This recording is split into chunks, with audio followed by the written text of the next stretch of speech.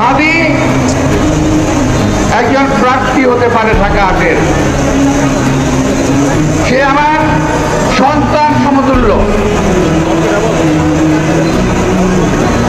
আমার সন্তানের বয়স, বড় সন্তানের বয়স এখন ৩৯ বছর বয়স। হাদি বোধহয় ৩৫ও হয় নাই। স্নেহতুল্য, স্নেহভাজন এই ছেলের উপরে আঘাত করাতে আমি মানসিকভাবেও অত্যন্ত বেশি ক্ষতিগ্রস্ত হয়েছি গতকাল। হাদির উপরে এই আঘাতের তীব্র নিন্দা প্রতিবাদ জানিয়ে বলতে চাই, এ আঘাত হাদির উপরে নয়, এ আঘাত বাংলাদেশের মানুষের গণতান্ত্রিক অধিকারের উপরে, এ আঘাত বাংলাদেশের সার্বভৌমত্বের উপরে, এ আঘাত বাংলাদেশের স্বাধীনতার উপরে। প্রিয় ভাইয়েরা, এটাকে আমাদের প্রতিরোধ করতে হবে। এই অপশক্তি কালো হাত ভেঙে দিতে হবে, এটাকে দাঁত ভাঙার জবাব দিতে হবে। আদি গুলি ওর গায়ে গুলি লেগেছে 2:15।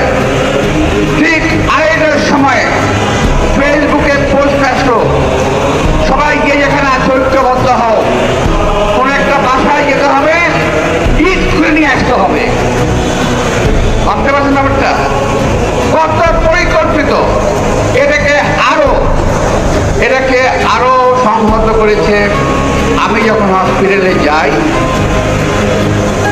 তখন তারা আক্রমণাত্মক স্লোগান দিচ্ছিল। আমি ভাই ঢাকার ছেলে, আমি ঢাকার রাজপথে মিছিল করে বড় হয়েছি, আমি ঢাকার রাজপথে আন্দোলন করে বড় হয়েছি। আমার বয়সটা একটু বেশি হয়ে গেছে, শান্ত থেকেছি, নীরব থেকেছি, কিন্তু ওই মুহূর্তে যদি আমার নির্দেশনা পেত তাহলে তোমাদেরকে তুলনা করতে আমাদের ছেলে। কিন্তু ওরা ছিল কয়েকজন। কিন্তু সবচেয়ে ইন্টারেস্টিং বিষয় হলো যে ১৭-২০০ ছেলে, এরা কেউ হাদির সমর্থক নয়, এরা বিশেষ একটি রাজনৈতিক দলের অঙ্গ সংগঠনের কর্মীরা।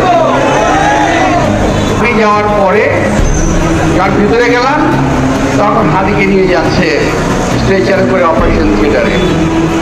আমি অপেক্ষা করলাম, প্রায় 1 ঘন্টা বসে থাকলাম। এর মধ্যে কিছু বেয়াদব ছেলে পেলে অনেক বেয়াদবি করলো। যাই হোক, আমার সঙ্গে যারা আমার সিকিউরিটি ছিল, আমার লোকজন ছিল, তাদেরকে বললাম তোমরা শান্ত থাকো, হসপিটালের ভিতরে যদি কোনো